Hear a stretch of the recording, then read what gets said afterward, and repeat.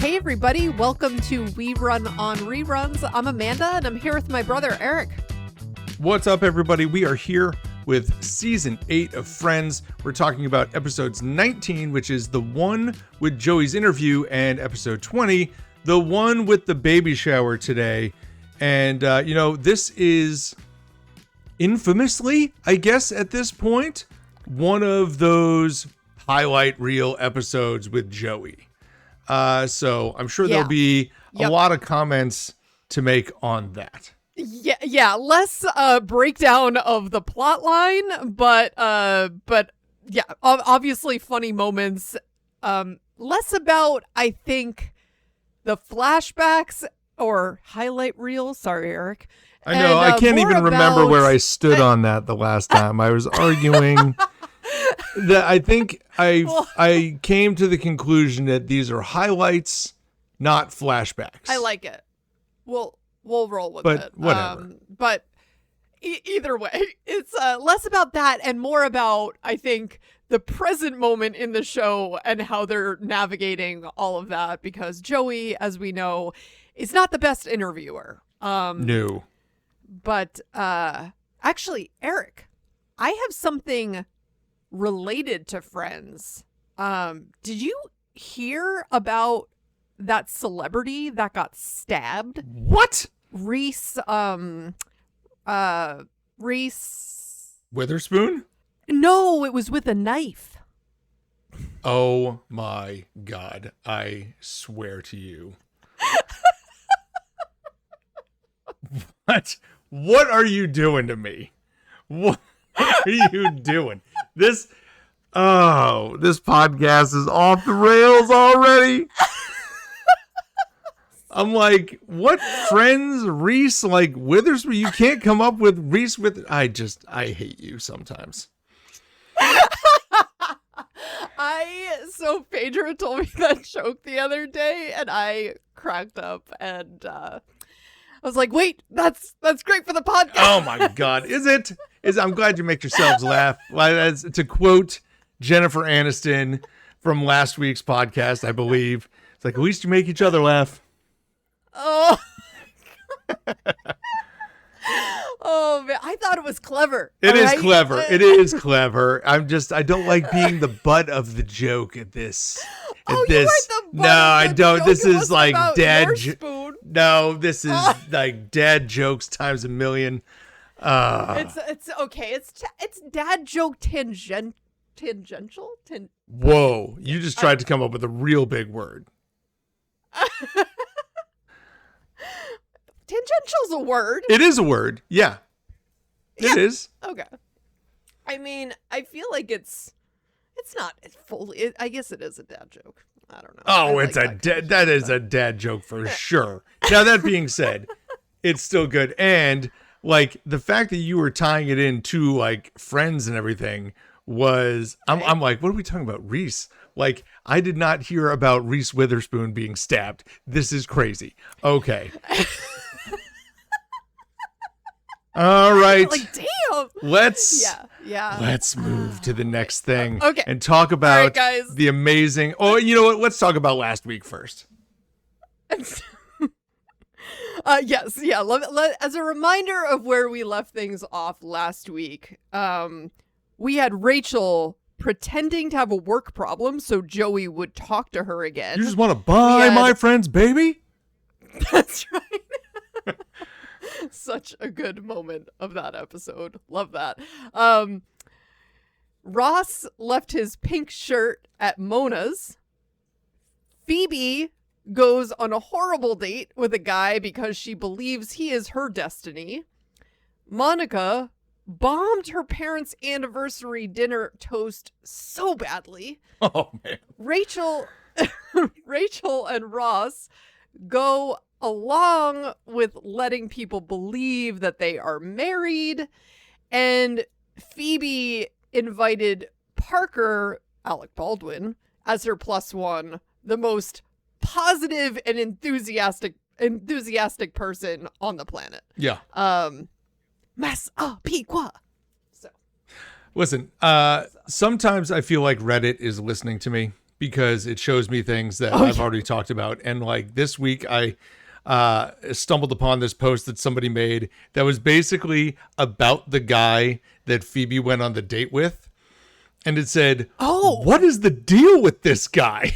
That's all it said. And I was like, I'm not even clicking on this. I don't want to know what people think the deal is with this guy. But you know what? That's a point well taken. Like, what is the deal with that guy? He was terrible. He was real bad. Yeah. Like and she made the right move. I'm glad that she just got up and ran off like after like a minute. So, if we were to rank like weirdest characters on Friends, he's top. He's maybe might be the top of the list, I guess is what I'm trying to say. I was going to say top 10. I was going to say top 5. No, he might be number 1.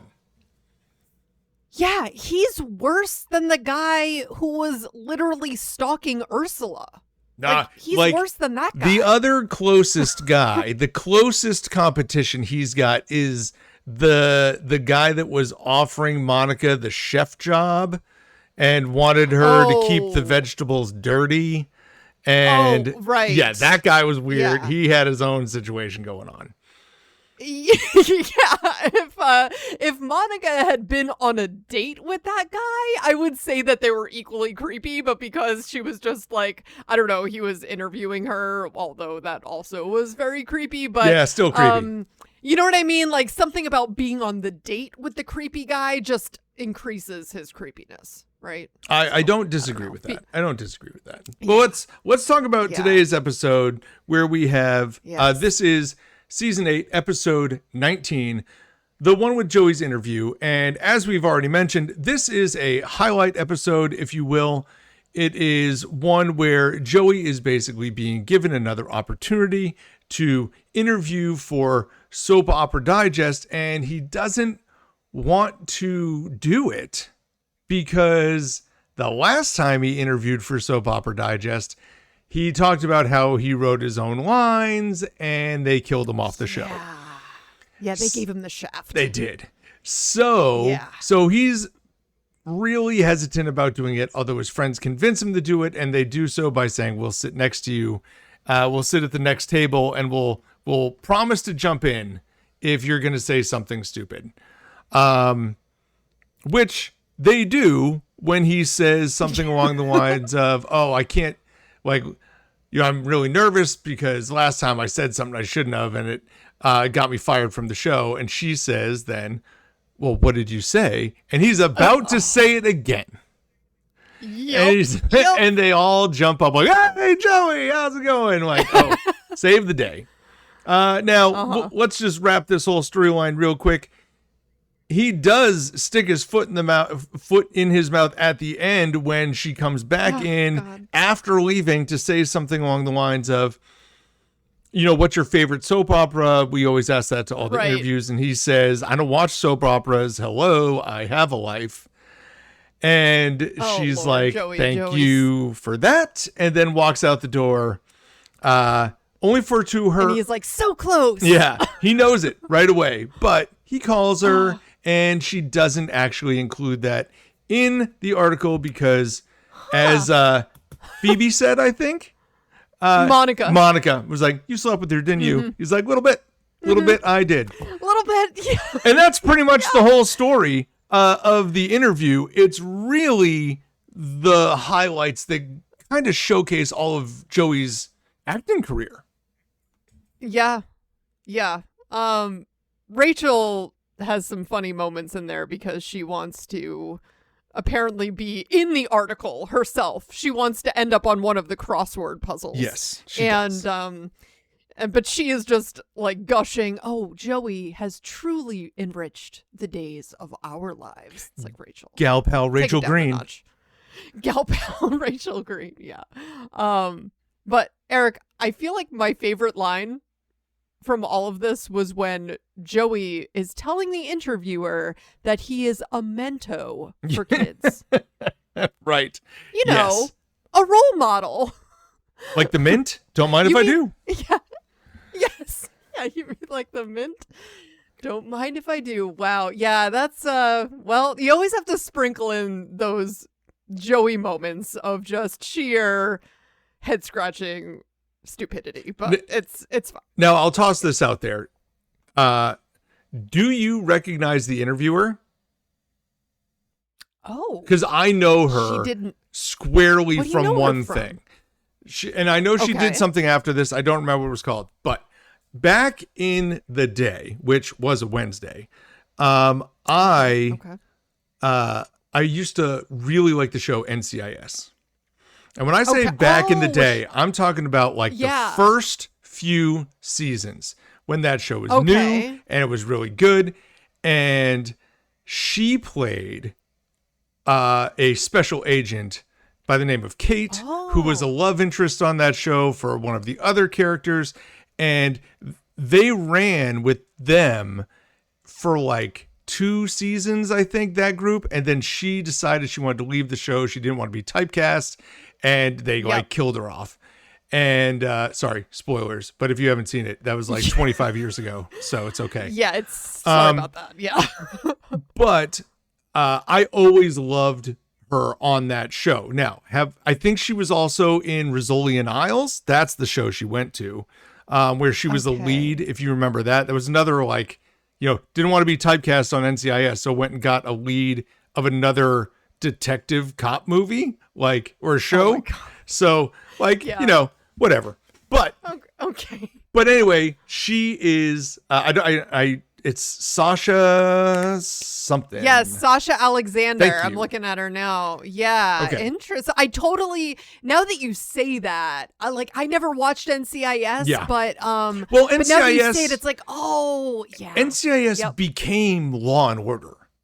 Like it was a unique show that felt different at the time, but now, I mean, I don't even know if they still make them. I feel like NCIS is still on the air. It went for like 25 seasons. Some form or another of, Well, and there was NCIS Los Angeles and NCIS New Orleans and NCIS whatever. And I couldn't keep track of them all. And that's when I was like, okay, I'm done here. Well, no joke. I mean, I'm pretty sure I've always watched Captain Olivia Benson. Well, she wasn't always a captain, but Olivia Benson on SVU. Like, I've just always loved her as this like strong female role in a TV show, and just that's the only Law and Order that I've like watched over the years. Either way, that show is totally on like season 25. That's what I'm saying. And I don't know. It doesn't seem to be winding down. I'm going to tell you this right now.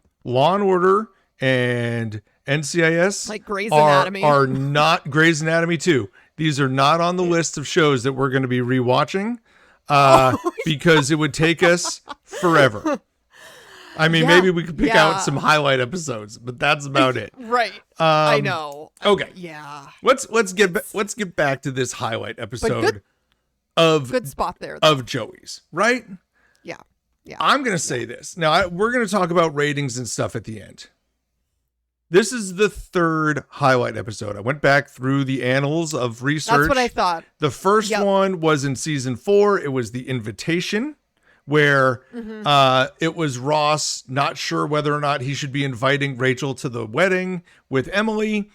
And then Rachel, not sure if she should go once he did get it to her.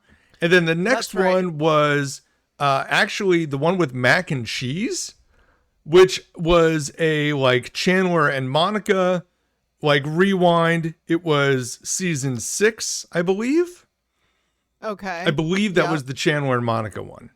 Okay. Yeah, that makes sense. Yep. So then we're now into season 8. So it's like every 2 years there's one. And now we're getting like the Joey recap. And I'll say this for what it's worth. This was easily the most entertaining one. I think so. Yeah, I agree with that. I was thinking about the same thing before our call, and I agree. I mean, I did not rate this like super high, but it's a different argument that so I'm gonna look back at my ratings of the other two in a minute, but because I'm curious if like me liking this one the most now actually matches with what my rating says. Because sometimes I feel like it's like I rated mine today based on the other two. And so I didn't even look. So listen, this episode though had some of my favorite moments. And these were all, relatively tied. Well, early on, it was tied to Joey's acting. And then it was tied to his friends. And then it was like, what was the other one? Was it relationships? They get some relationships in there, maybe. So he talks about what he does in his spare time. That's the one. The workout routines. See the sailing. Yeah. Yeah.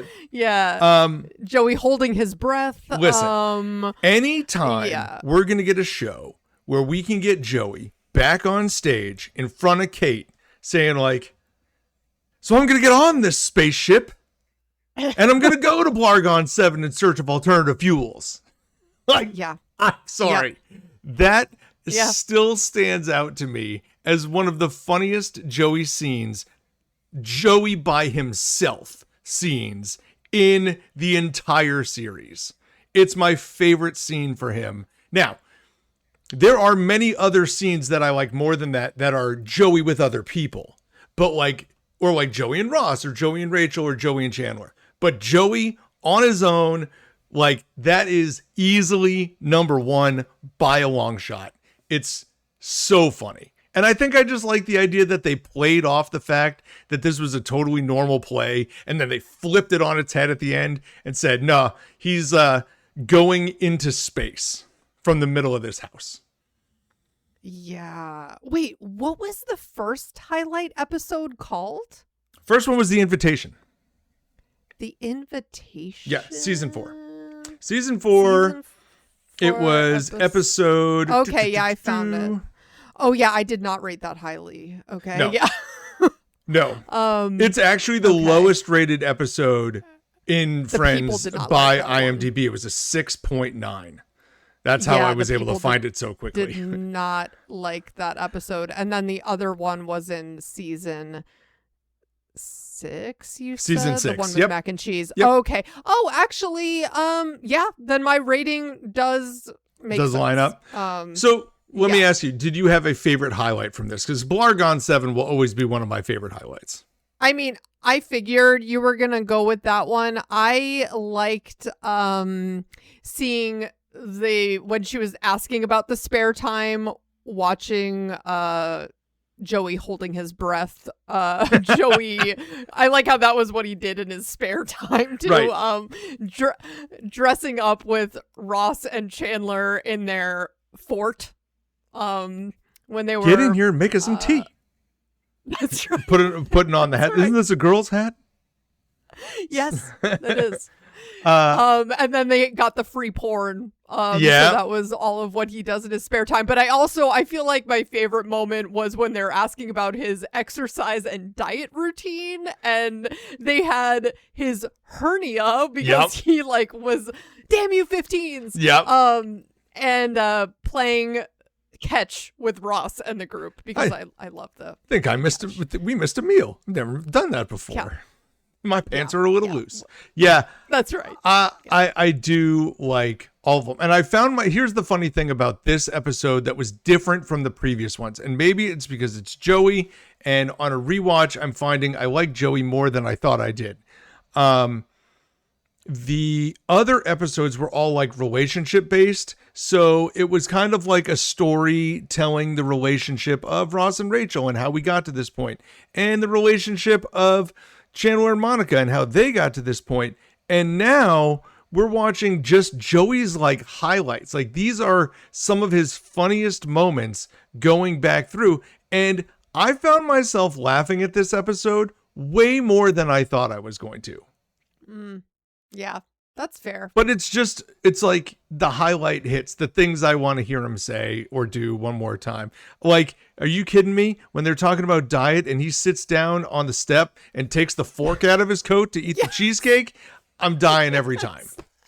Yes. Oh, totally. Yeah, I forgot that they showed that part again. Yeah, there were great moments. Or I think, yeah, what was the other? There was another moment in the diet. Oh, because they showed the trifle portion again with Rachel making the trifle and then Joey like eating it all off his plate. But yeah.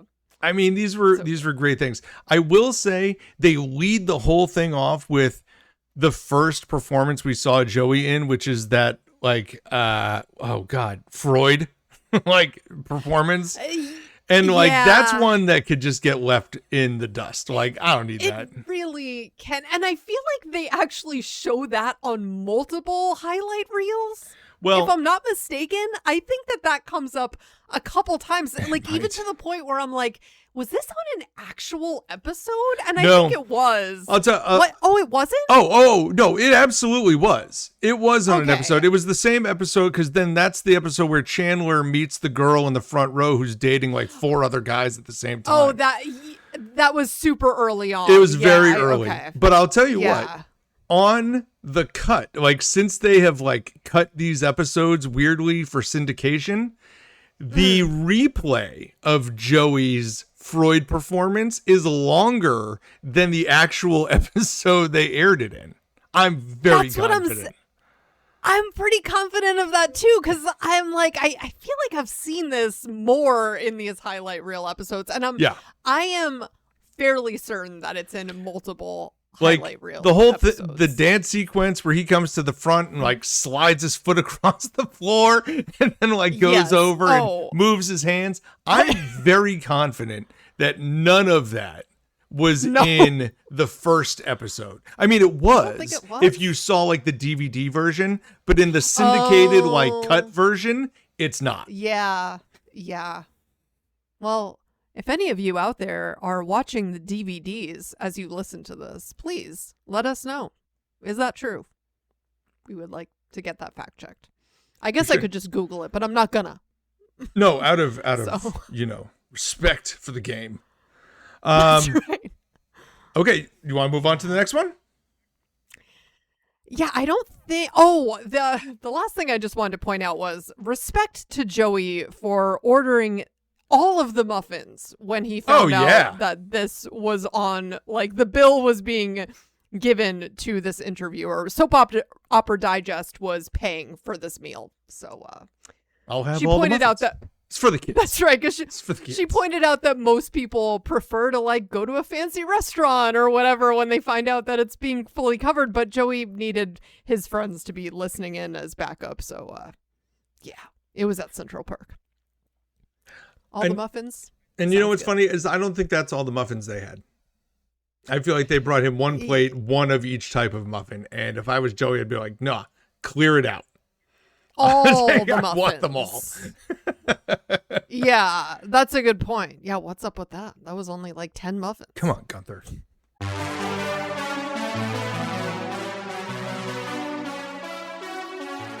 Well, now we're going to do season 8, episode 20. This is the one with the baby shower. And in this one, we're, again, kind of compartmentalized is where I was going for, into only 2 episodes, like 2 storylines. So the first one was just the one highlight. And this is now just 2 trains. We have the Rachel baby shower, where Monica and Phoebe have forgotten to invite Rachel's mom to the baby shower, and she basically holds it over Monica and Phoebe's head the whole time, meanwhile inviting herself to live with Rachel to help take care of the baby.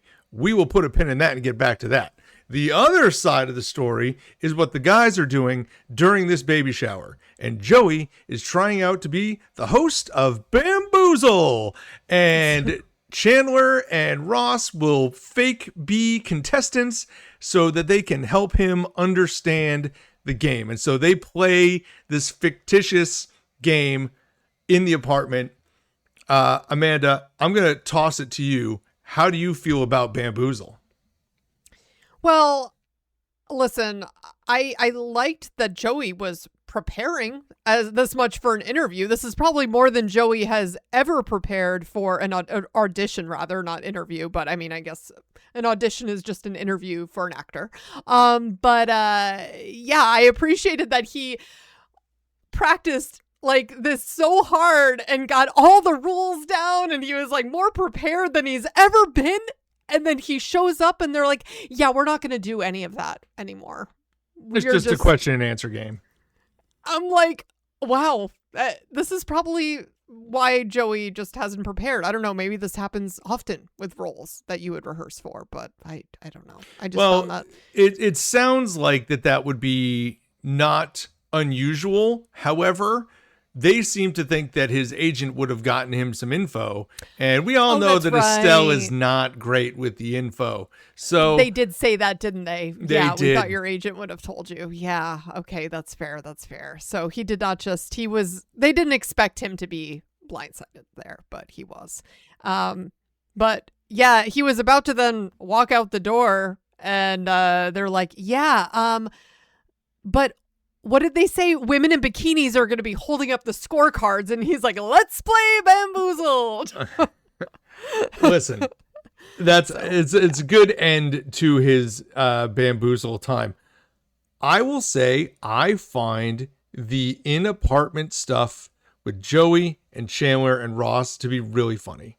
And I did like that. Maybe it's like a callback to when Ross was hosting the game between the roommates and the boy. It was Chandler and Joey versus Rachel and Monica. But I just really like this. And do I know what's going on? No. They're picking Wicked Wango cards, and they've got hopping bonuses, and they have, what was it? Is there a backwards bonus? Madre Sierra, treasure, or something like that. Yeah, this was reminiscent of that other game that Chandler made up to give Joey money, right? Yeah. So that he could win. Now I'm blanking on the name of that game. You call it Spoons, I think? Was it Spoons? Was it Spoons? I don't think it was. Yeah, Spoons. Like you got the saucer card and you got a full Cups. It was called Cups. Cups. Okay. It was called Cups. Like Spoons is a real game. Spoons is a real game. It was called Cups because you get the saucer card and you got a full cup or a half cup or it was called Cups. Yeah, but this was reminiscent of that because that also made no sense. But I don't believe the contestants are supposed to talk to each other. Like those little lines and the fact that Chandler starts this whole thing by thinking this is the dumbest thing ever and immediately is converted to this is the best game ever. Like I genuinely love this scene. That was probably my favorite part is when Chandler like makes that turn, because at first they're both very much in their like Ross role and Chandler role where Ross is taking it super seriously and is like all about the rules and Chandler's just goofing off and like whatever and not wanting to really take it too seriously. And then by the end, they're both like obsessed and like just having a really funny time. So, listen, when Chandler introduces himself in the game, and he says something like, well, Joey, I'm an out-of-work Soviet headhunter who links up spies with somebody else. And he's like, hi, Rasputin. I forget the line. I'm butchering the whole thing. Yeah, I didn't write it down either. Yeah. That, to me, was actually Chandler's funniest moment in a really long time. Oh, I agree. I feel like that one, I should have written the line down. But that singular line, introducing himself as an out-of-work headhunter and saying hello to Rasputin the same way that Ross said hi to fake Ben, is, to me, the first thing he's done in maybe a season that's made me be like, there's Chandler right there, that guy.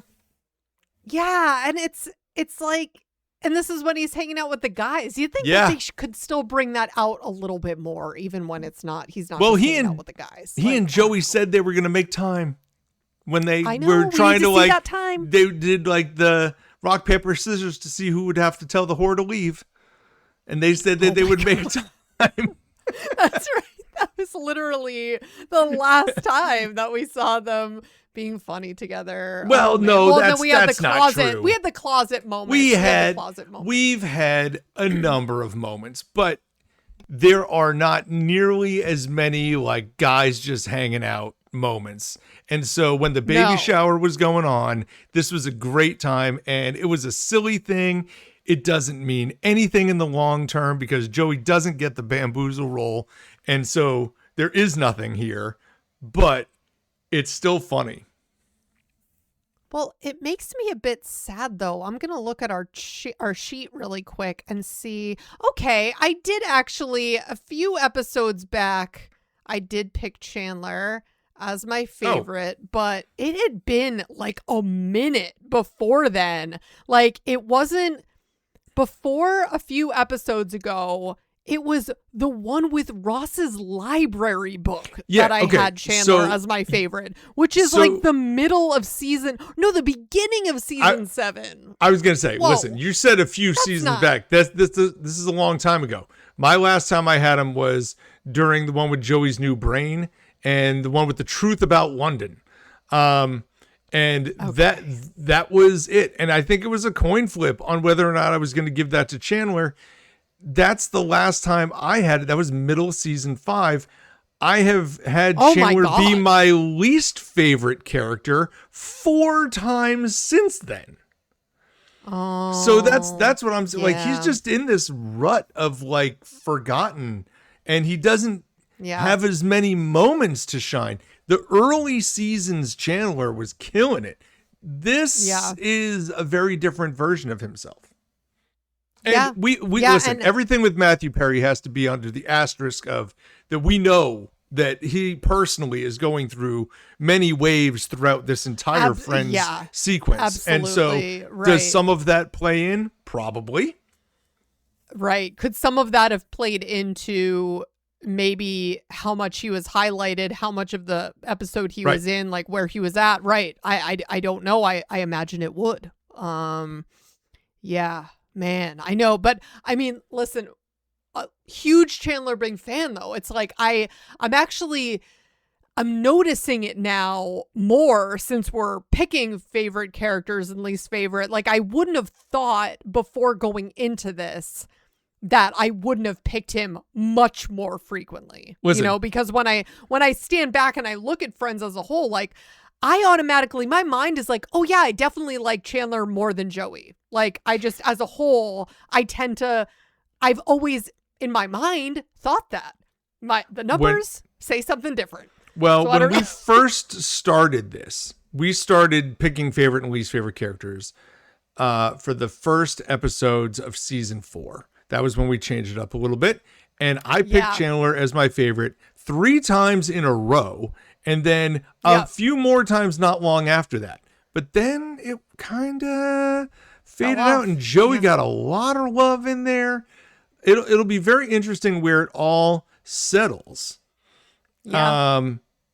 But yeah, it's been very interesting. I would have thought that he would have been higher up on my list. That being said, let's talk about the ladies' side of this and the baby shower.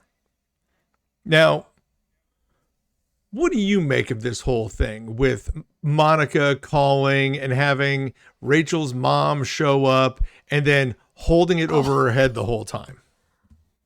I mean, I don't remember Rachel's mom being, okay.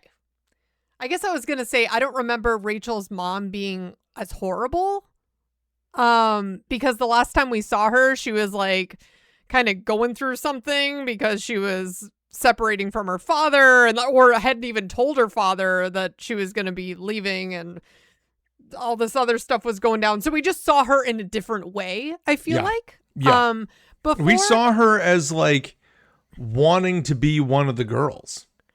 And she was very just sweet to Rachel. Like, I remember her saying like how she was really proud of her for going out on her own. And like, it was just really nice. Like, thinking about how in comparison, like Monica's mom is toward her, it was like, wow, Rachel's mom is great. You know, like she's, and here though, I mean, okay, I get it. Like, you were you were upset that you weren't invited. Yeah, that's not great, Monica. Like that Monica forgot to invite her. But I mean, listen, it happened, and you'd think that she would have moved on, especially because Monica was so overly apologetic and, whatever.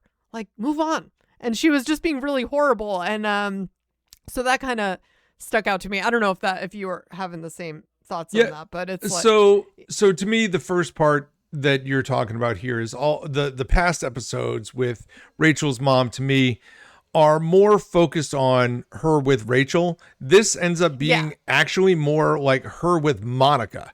And as someone who theoretically would have been around Monica for a very long time, because they're childhood best friends, that you would think that she would not be so spiteful over something like this. Now, I totally understand why you would be upset, but when she got to the party and Monica was, again, just over the top apologetic about it, we should have wrapped it there. But it became like a then challenge for Monica to prove how sorry she really is, and doing things like, oh, well, you should go tell your mom that, so that the mom will be more mad at Rachel during Rachel's baby shower. Is just a bad look for Monica.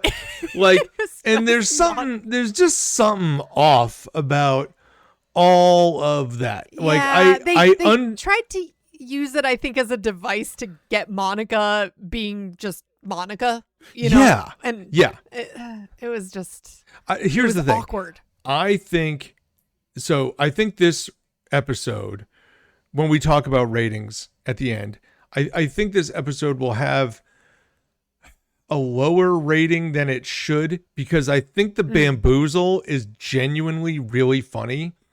Yeah. But I think this side of it is not as funny as you think that it is. And maybe it's just because I've watched it 500 times and I'm like, what are we doing here? Come on, Monica, get it together. And even Phoebe's like, isn't it great? One less person we have to talk to. And it's like, okay, Phoebe, that's another thing that stuck out to me though is that when Monica was calling her, because I thought that was actually one of the funnier moments when Monica has to call her to invite her to the shower that is happening that day. And then she actually gives her the wrong time and has to call her back. So, but through all of that, her mom actually said that she knew about the baby shower because she heard about it from Rachel's sisters. And I was like, man, now that's a missed opportunity, because if they had been there, it would have been way funnier, I feel like, if Christina Applegate and Reese Witherspoon. I mean, so they have not introduced Christina Applegate yet, but they could have used this as an opportunity to do that. Or I'm assuming they hadn't cast that role yet. Because the idea that they could have brought Reese Witherspoon back. I mean, listen, Reese Witherspoon's got a lot going on. She was just stabbed recently. There's just a lot happening. But there's that would have been a great opportunity to do it if they could have swung it. Now, I don't know that they didn't try and it just schedules didn't align, but that would have been very cool. I think it would have certainly brought a different dynamic to this party that kind of needed something. And I mean, listen, Monica being Monica is funny to watch, but I just don't believe that Rachel's mom would be that upset at Monica over and over again. No. And that's the part that's that's throwing me off. And I don't believe that Rachel's mom would just walk out of the party. You know what I mean? No. It was, it was strange.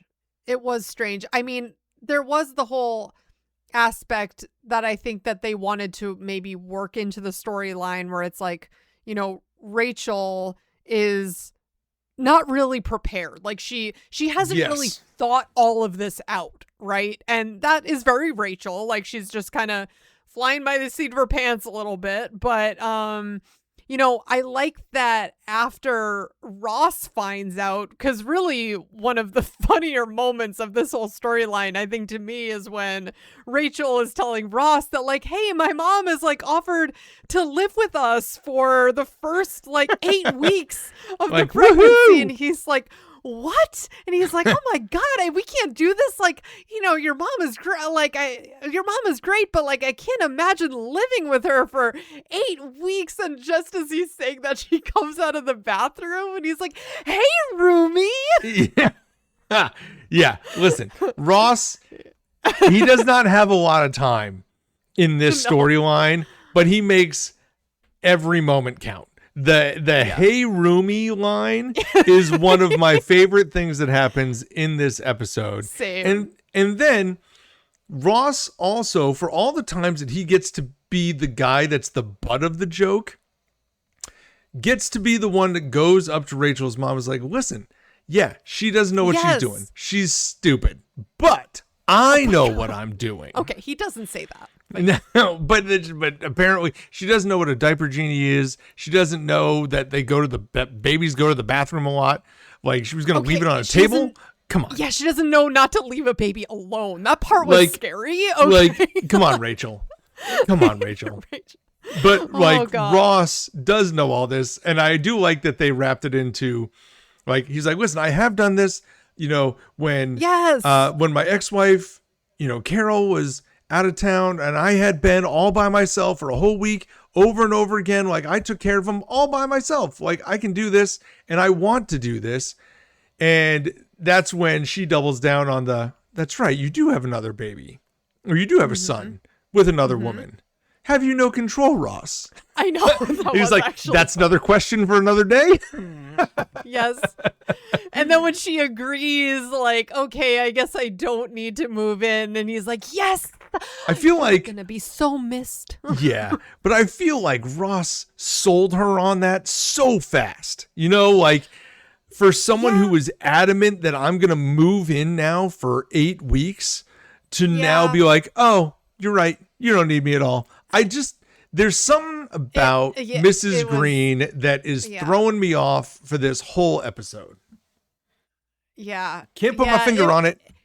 But it it's just something. Felt too easily resolved for sure. But I think Ross, my favorite moment in that piece there, though, was when Ross then using that to also tell Rachel that, like, hey, you're actually more capable than you give yourself credit for, and you're going to be an incredible mother. And it was just sweet that he said that to her, because I think, like, she was obviously feeling super down on herself. So not only is he going to be, you know, there for the baby, but it seems like he's trying to just be really just supportive of Rachel in general. So, yeah, I thought that was good. I mean, it's, this whole thing, even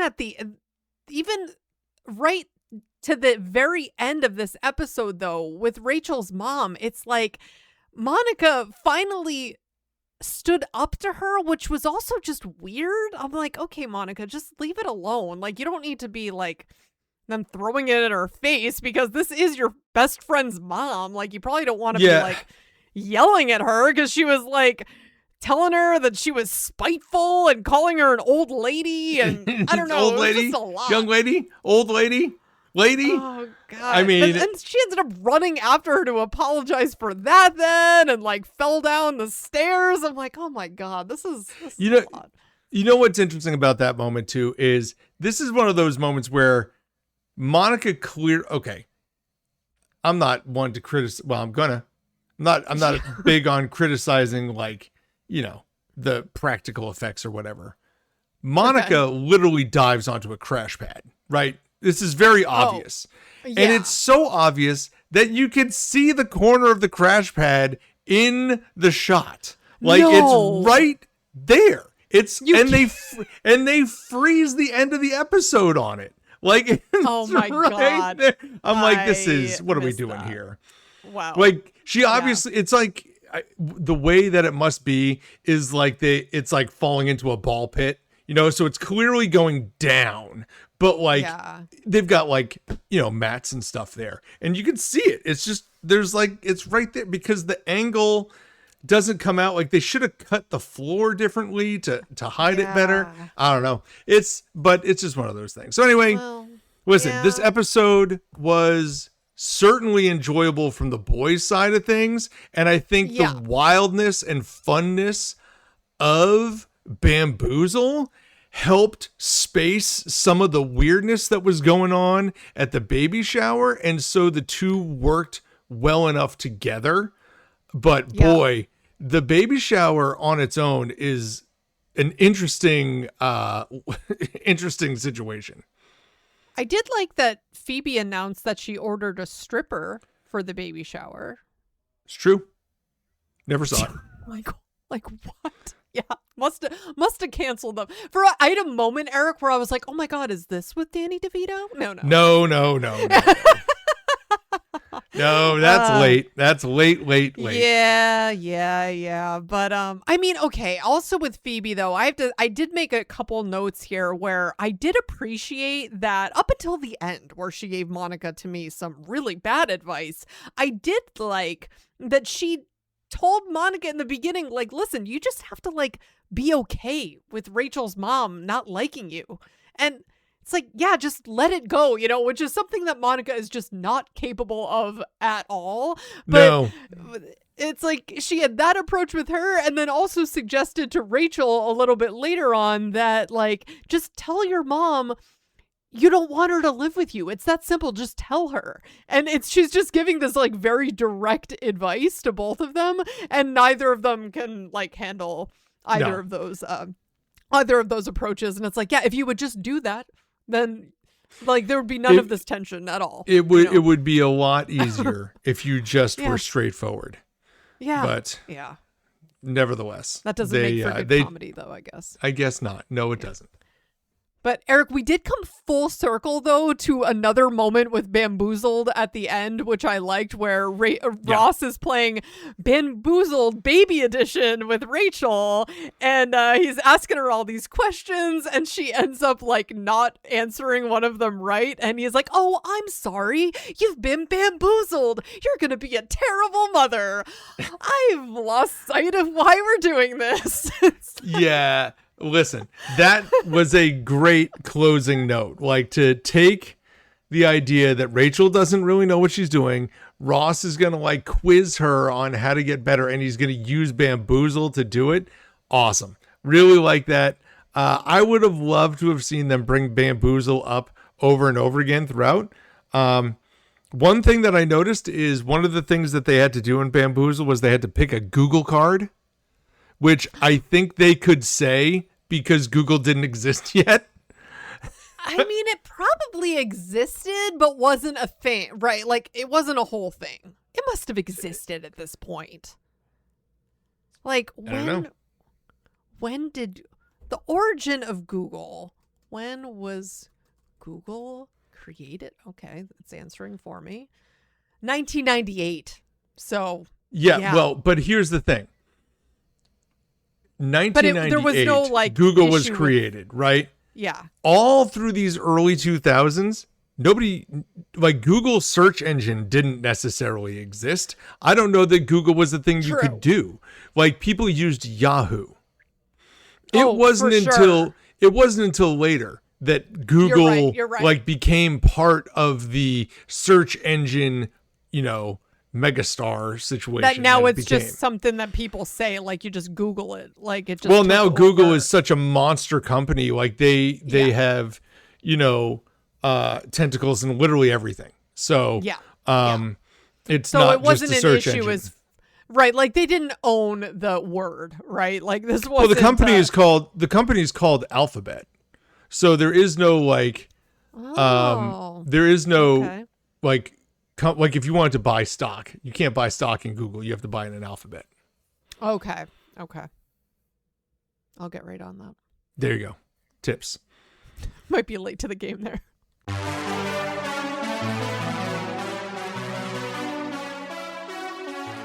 Now we're going to jump into our IMDb ratings segment of the podcast where we talk about our ratings up against your ratings as we find them on IMDb. Not to mention, we're going to talk about our favorite and least favorite characters of these two episodes. I'm going to jump in first. I know I usually toss it to you, but I feel like sometimes it's good to mix it up. I'll go first here, and I'm going to tell you right now, my least favorite character is Monica. Yeah. And I think that's not, you know what? No. I'm taking that back.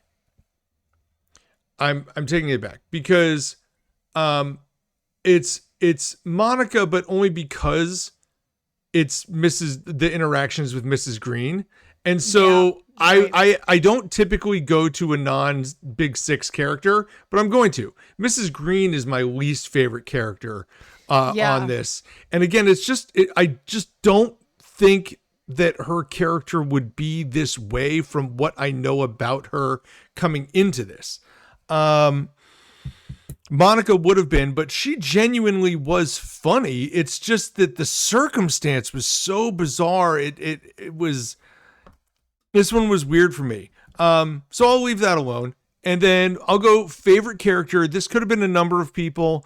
Certainly had Joey in contention, especially with all of the highlights that we saw from Joey. But I am going to try to leave that stuff out as those things happened in other episodes. And so because of that, I'm going to go to Ross as my favorite, not only during Bamboozle, but also during the "Hey Roomie" remark and seeing him at the end with Rachel, like bamboozling her ability to be a parent. Not to mention some of the stuff that was in the previous episode, even though I don't really want to count that stuff since it was in many episodes.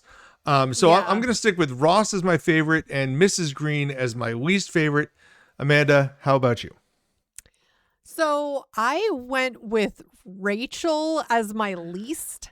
I just felt like, didn't love her in the shower episode. I feel like Rachel can be so funny, but I don't know, the whole I'm so stupid, I don't even know not to leave a baby alone. It's all too far. I feel like Rachel was so excited to find out that she's pregnant. I just feel like being an executive now and just in this whole career and much more focused, it seems like you'd think she would have thought to pick up a baby book or I don't know, talk to Phoebe about pregnancy or I mean, not that Phoebe would know about raising the baby, but I don't know, just talk to, even Monica would probably know a lot more about raising a baby, I guarantee it. I don't know. So I just found that a little too heavy-handed on that, and in the one before too, just the gal pal Rachel Green thing too. I thought that was kind of just awkward. That was awkward. Yeah. So went with Rachel. I went with Joey as my favorite because even though it was highlight reels, I like the whole ordering of the tray of muffins and just the Mento piece, and his flashbacks they were just funnier than other flashback episodes. They were better. Yeah. The flashbacks were far more enjoyable to watch Joey's highlight reel than some of the others, for sure. And the fact that at the end he does just blow it. He made it so far. He's so close. Oh my God, Joey. But then he did save himself with what Joey does best. So, And you know what? Good job preparing in the Bamboozled episode. Proud of Joey for just actually preparing for a role. He really put his all into that, even though it got changed in the end. So went with Joey for that. I also just liked hearing him. I don't know, just something about the way that Joey says, "Let's play Bamboozled" always cracks me up. He's got a good game show voice. He absolutely could have been this person. Now, as far as ratings are concerned, I will say this. The first highlight episode was a 6.9 by the fans. The second one was a 7.1. I went 7.5 and 7.8. If I'm going to say this is my favorite one, I'm going to make it my highest rated one. I'm not going to make it an 8 because I don't think the highlight episodes are that good. So I will make this a 7.9 with Joey's interview. Yeah. And then with the baby shower, the funny thing is I feel like I actually liked Joey's interview more, even though it's a highlight episode. But Bamboozle is so good. Like, I would probably have this as a 7.9, but I really, really enjoy all the Bamboozle stuff with Joey and Chandler and Ross, and then bringing it in and Ross's like, hey, roomie line and stuff like that. So I'm not going to make it a mid 8, but I will make it an 8.3. Okay. Yeah. For a second, I thought we were going to have the same exact scores, which would have been funny. Okay. So I gave the one with Joey's interview also a 7.9. I was kind of like on the fence between a 7.8 and a 7.9. And honestly, it was only because like as we're talking through it, I was like, oh, those were like kind of funnier. So I gave it a 7.9 because I feel like making it to an 8. Yeah, I'm not there, but it is my favorite of the highlight episodes. Now, the one with the baby shower, again, like they were very close to me. It's like, as far as highlight episodes go, I would have thought that would have been much lower, but I really didn't like the baby shower episode that much, other than like the moment with Ross, saying with the hey roomie thing too. I just love that, that line. And, so I just gave it a solid 8, just a 8.0.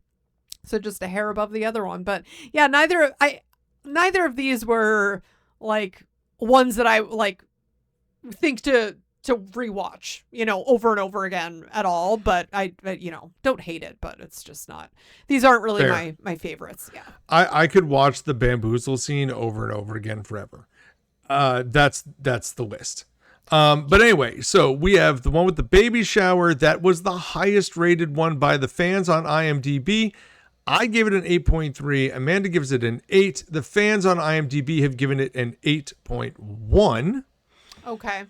Meanwhile, the more interesting rating, in my opinion, is the one with Joey's interview, the highlight episode, where both you and I gave it a 7.9. The fans on IMDb have given it a 7.1.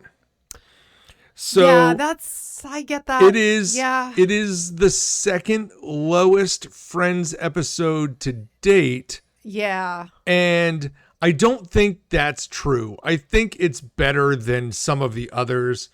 Going all the way back to Monana, those episodes, like those episodes were mid 7s, and I just don't buy that.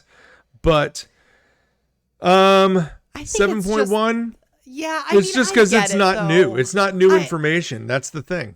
Yeah, I get it. But I mean, Eric, I will say this, though. Because this is now, we're saying this is the third highlight reel. Yes. We are almost to season 9 at this point. Yeah. That's pretty good. Like, as far as a show, like, it's not like they're churning these out even every season. Like, this is only the third one, right? So it's not like this show like makes a point of having these types of episodes in fact, like I said, I like the flashbacks to like points in history that were at other times, like when we see a younger Chandler coming over for Thanksgiving dinner. Yes. That to me is worth watching. I know we're going to see like a college party in the future. These to me are good. I don't hate the alternate timeline episodes where they all like go on like, oh, well, what if all these things had happened? Like, no, those to me are more interesting. Yes. Yeah. It just feels lazy. It's it does. It's like, how am I going to rate this episode that's made up of pieces of all parts of episodes? There's not a lot to rate here. So, no, but I will say I gave it my highest. Yeah. I gave it my highest because it was my favorite of the highlight episodes. So maybe I should have been harsher on the first couple, but that's okay. And I'm just, listen, it's just good. They didn't make a point of doing that, is what I'm trying to say. Like, these aren't like things that they did not churn out a lot of these. And I feel like when they are kind of strategically placed. I don't know. I mean, again, I know I've mentioned before that, like, I feel like maybe certain episodes, they could have like filmed this at any point. It kind of like lifts right out, right? Like it doesn't really add anything timeline wise. No, to the episode. Neither of these episodes added anything. Because the only piece that is any part of like cohesive storyline that we learn about is Rachel doesn't know what she's doing as a mother. Yes. Ross is going to be there to fix it. And like, hey, guess what? We knew that. Yeah. Yes. Right. This is not news. This is not new information. We are good. So, it's not surprising that these two are kind of low on the list, and we're kind of in a funk here with Friends. Just low ratings for like 10, 12 episodes in a row. Yeah. Yeah. I remember saying that last week, that it's like looking at the rest of the season too. It's kind of like, because next week, I know Eric will announce this more formally, but we have the one with the cooking class and the one where Rachel is late. And then we're on to the final two, the one where Rachel has a baby, part 1 and part 2 after that. And then we're done with the season. But I don't know. I'm a little bit concerned with how this season is going to rate even through to the end. Yeah. I mean, it'll be interesting. I think the last two, the baby episodes, will be winners. I think so. There's just enough going on there. Yeah. They've got to be good. And I mean, I always thought they were good. So I'll have to, with a more fine-tooth comb, I'll be interested to see where I rank them. Yeah. The next two will be interesting, though, for sure. I remember the cooking class one, the one where Rachel is late. I'm trying to remember exactly what that is. I was thinking the same thing when I read off the title. I'm like, what is the one where Rachel is late? Guys, I know we're going to be giving, obviously, a breakdown of this when we actually talk about it, but Monica and Phoebe bet on when Rachel's baby will be born. The due date comes and goes. Rachel becomes extremely irritable. Yeah. Okay. I was actually thinking that she was like, see, this is me. I'm not even in that headspace. I'm thinking that she's like late to an appointment. Yeah. Like trying to get somewhere. I'm like, why would she be? Yeah, no, late on the delivery date. Yes, that's right. We I remember that. Probably come to that conclusion a lot faster. Listen, it's been a long day. Yeah. All right. Yeah, we were both late to that description. Okay, well, I think that, I actually feel like that might be a really funny one. We'll see. I think so. I think so. Listen, we're Friends fans here. They're all funny a bit. Listen, they're all good. I'm not going to say anything bad about any of them, but when you have to rank them against each other, it gets a little difficult. It does.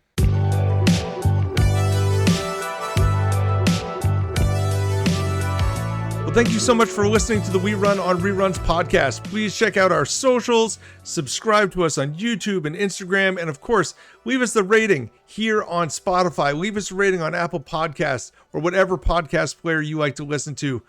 If you think we did a good job, 5 stars would be amazing. If you want to give less than 5 stars, you don't have to do that. You can just find it in your heart to go right to 5, right? We would appreciate that. And I know you would like to do that for us. So go ahead and do that. Also, if you like listening on Patreon, we have a Patreon. It's free. We Run on Reruns. Find us there. For Amanda, this is Eric. Enjoy watching this week, as we've already mentioned, the one with the cooking class and the one where Rachel is late. Happy rerunning, everybody. See you later, guys.